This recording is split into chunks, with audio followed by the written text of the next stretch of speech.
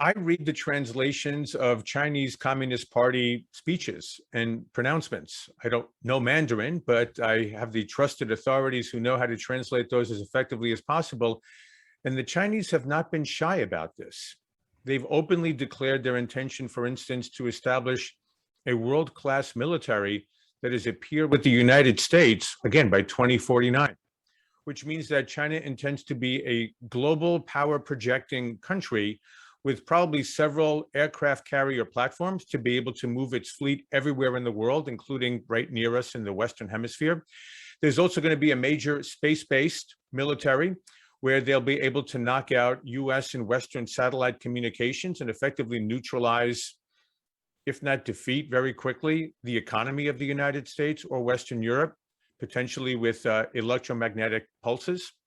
And so they have very much declared openly their intention to establish a peer military with the United States in several decades. But until then, much of this march forward involves dominating technological standards.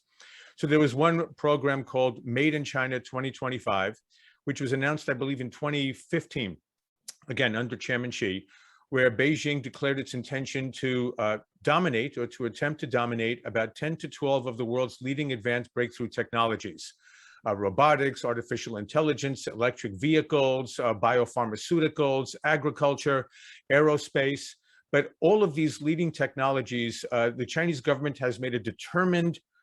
ploy to be able to dominate those as best as possible, again, through the wealth it's accumulated, largely with American and European Western investment in the Chinese economy, and also through the control by Beijing of state-owned enterprises and directing financing through those state-owned enterprises into various technologies, and also, unfortunately, continued intellectual property theft, right? Forced technology transfers of any companies that are doing business, technology companies in China and the like. So we have Made in China 2025. That was followed several years later by China Standards 2035. And the goal there, again, openly proclaimed by Beijing, is to establish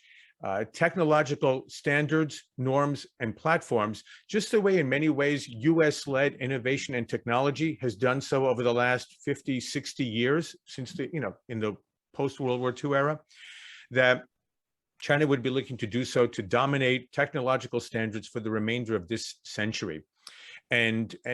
what we're looking at probably, Anthony, is a bifurcated Internet of Things, one that may be US and Western dominated, another one that may be Chinese dominated, and then you have all of the many other countries in the world, scores of countries, that essentially will have to choose whether they want to live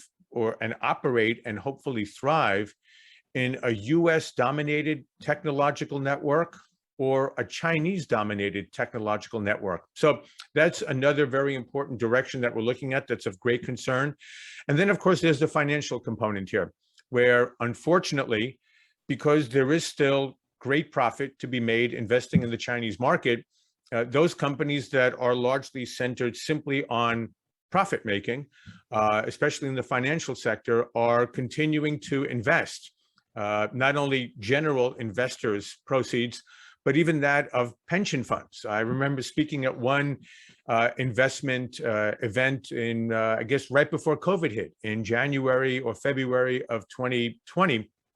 And you actually had one of the major US defense contractors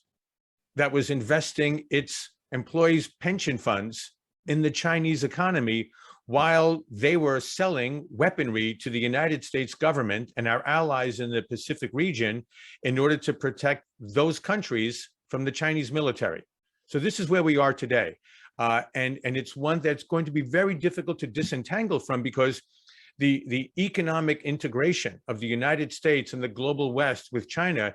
is a completely different situation than anything that we faced during the Cold War, where the Soviet Union was largely isolated on a global economic scale.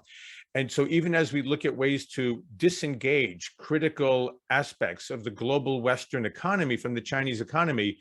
the linkages are so powerful and the profit motive is still so overwhelming, especially when it comes to industrial and manufacturing and processing, that this is going to take many years to unknot.